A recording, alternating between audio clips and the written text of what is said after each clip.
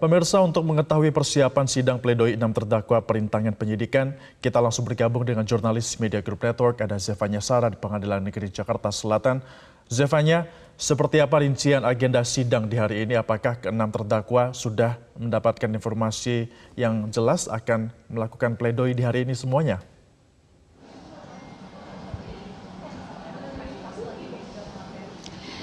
Ya, Febrian, untuk situasi terkini di Pengadilan Negeri Jakarta Selatan, memang kami memantau ke-6 terdakwa yang akan menjalani sidang. Pembacaan pledoi untuk hari ini belum terpantau tiba di Pengadilan Negeri Jakarta Selatan. Dan memang untuk hari ini sidang lanjutan obstruction of justice atau perintangan penyidikan terhadap kasus pembunuhan Brigadir Yosua ini kembali digelar. Dan untuk hari ini memang agendanya yaitu mendengar nota pembelaan, baik itu yang nantinya akan dibacakan oleh ke-6 terdakwa kasus obstruction of justice ini maupun juga dari kuasa hukum para terdakwa. Dari informasi yang kami dapatkan, untuk sidang hari ini akan dimulai pada pukul 9.30 dan akan dilaksanakan di dua ruangan yang berbeda, yakni di ruang sidang utama dan juga di ruang sidang 3 Pengadilan Negeri Jakarta Selatan. Untuk di ruang sidang utama, nantinya sidang ini akan digelar untuk terdakwa Hendra Kurniawan, Agus Nurpatria, dan Arif Rahman Arifin. Sementara untuk di ruang sidang ketiga ini untuk terdakwa Baikuni, Cuk Putranto, dan juga Irfan Widianto. Dan sampai saat ini kami memantau memang baik itu dari kuasa hukum para terdakwa saat ini sudah mulai memasuki ruangan sidang begitu untuk melakukan sejumlah persiapan, dan juga untuk para awak media juga di sini kami pantau sudah banyak yang standby untuk mengawal jalannya persidangan pada hari ini. Febrian. Ya, Zefanya, kemudian artinya para terdakwa sudah mulai masuk dalam ruang sidang dan akan segera dimulai sidang ini. Kemudian bagaimana ulasan sidang yang akan dilangsungkan ataupun sidang-sidang sebelumnya juga, Zefanya?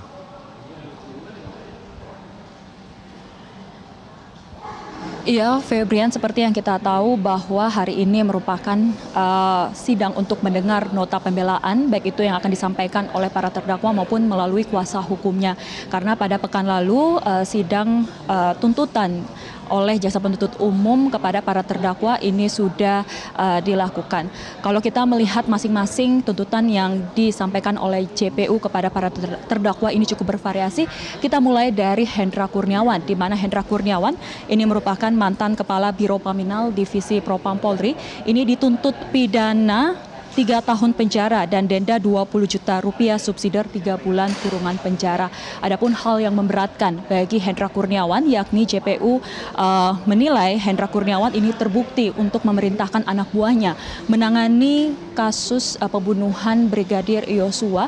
Ini ditangani oleh Divisi Propam Polri bukan secara pidana. Selain itu juga Hendra Kurniawan terbukti memerintahkan anak buahnya untuk mengamankan sejumlah CCTV yang terpasang di sekitar TKP atau di rumah dinas Verdi Sambo yang berada di Komplek Polri Duren 3 Jakarta Selatan. Selain Hendra Kurniawan, ada Agus Nurpatria yang merupakan mantan Kaden A Biro Paminal Propam Polri, yakni dituntut pidana 3 tahun penjara dengan denda 20 juta rupiah subsidiar 3 bulan kurungan penjara, atau sama juga dengan tuntutan Hendra Kurniawan.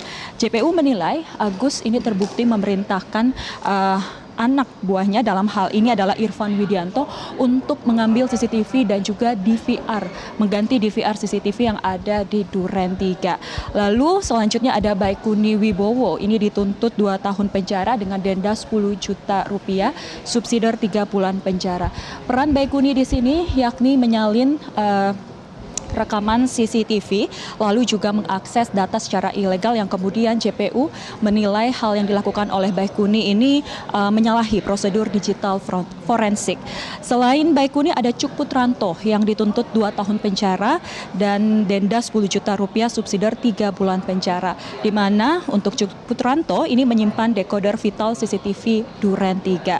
Lalu ada Arif Rahman Arifin yang dituntut 1 tahun penjara dengan denda 10 juta rupiah subsidiar 3 bulan penjara, di mana untuk Arif Rahman Arifin ini mengetahui ternyata Yosua masih hidup ketika Verdi Sambo tiba di rumah dinasnya yang ada di Duren 3 melalui rekaman CCTV.